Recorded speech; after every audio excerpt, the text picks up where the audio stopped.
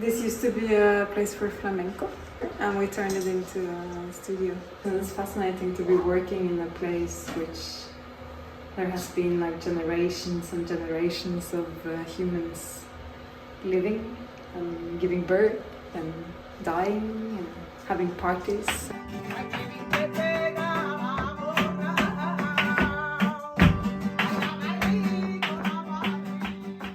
We started it 2015, and we have been working with a lot of analog photography. We started teaching pinhole photography, where people would learn to build their cameras.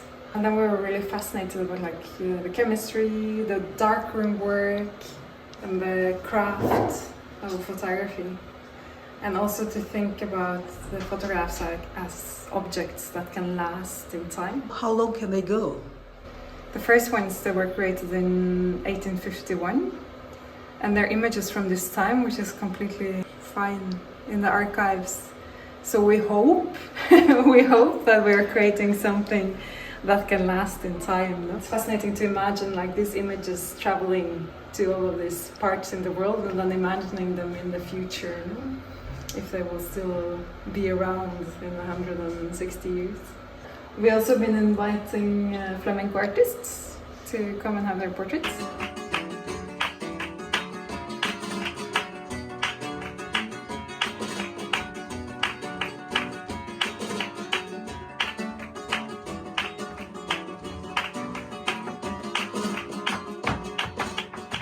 We do collaborations with artists, so sometimes we have artists that are involving us some way in their artistic work, for exhibitions, for example. So they come and they have an idea and we execute the idea. We've also done documentation of artworks with the process. And we also had artist residencies, so we've had other photographers coming and working. Most of the people that we have as clients are some way within the cultural field. Hi. So we're ready to shoot an image, if you want to see.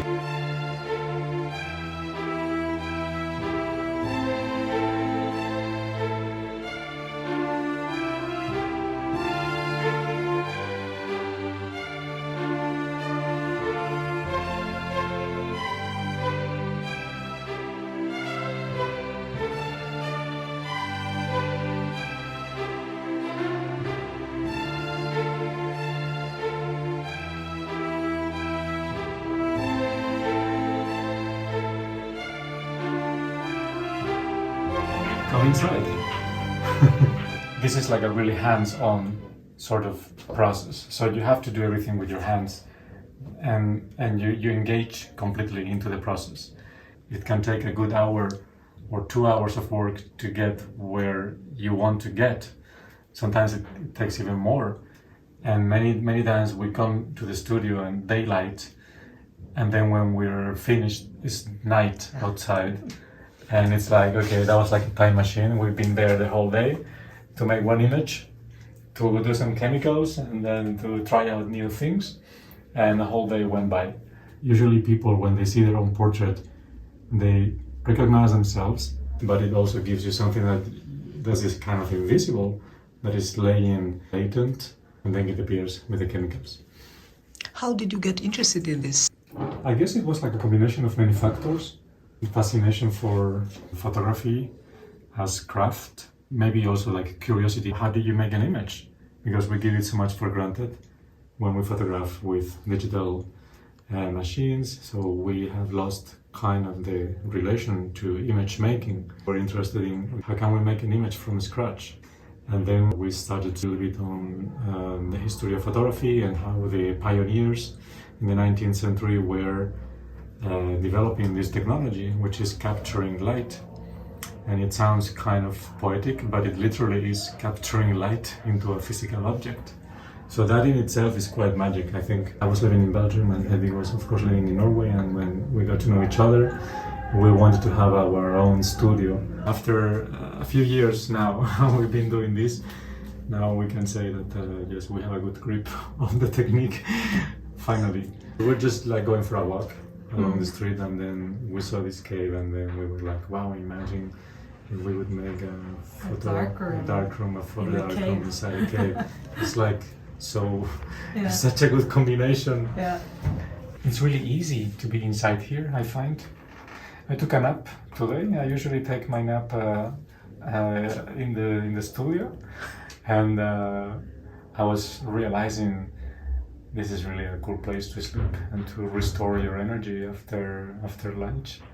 The cave in itself is it's a really interesting space to be in and to spend time. Our neighbors are running a flamenco show typical from Granada, so every day we have this soundtrack, which is kind of nice, yes. And they're like here, that cave and this cave, they were communicated in former days. Like you can see the door.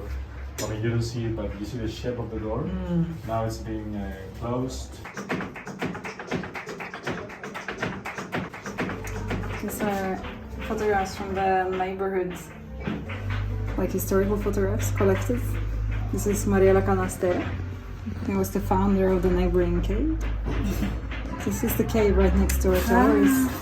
Do you have young people interested in this craft? We do collaborations with art schools, and they bring students about 16, 17 years old. A generation that is already born into the digital age and the telephone and all that.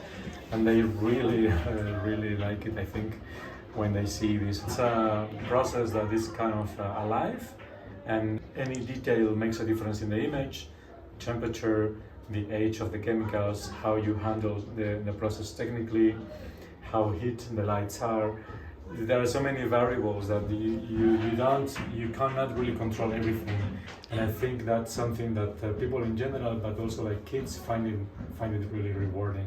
When you see something on the image that you don't expect, that you didn't really plan, I think it gives this kind of excitement and then this surprise, this mystery even.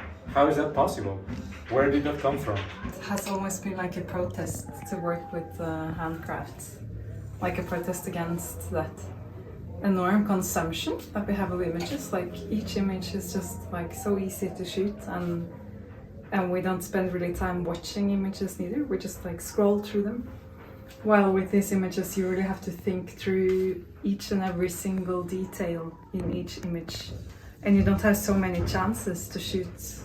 Like when we have someone coming, we have maybe 2 or 3 or maybe just one chance to shoot that image.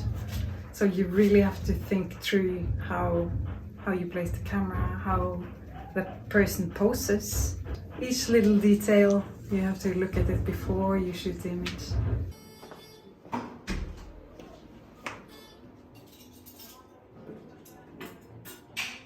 You made this visit really very special. Thanks, that's good. Thank you.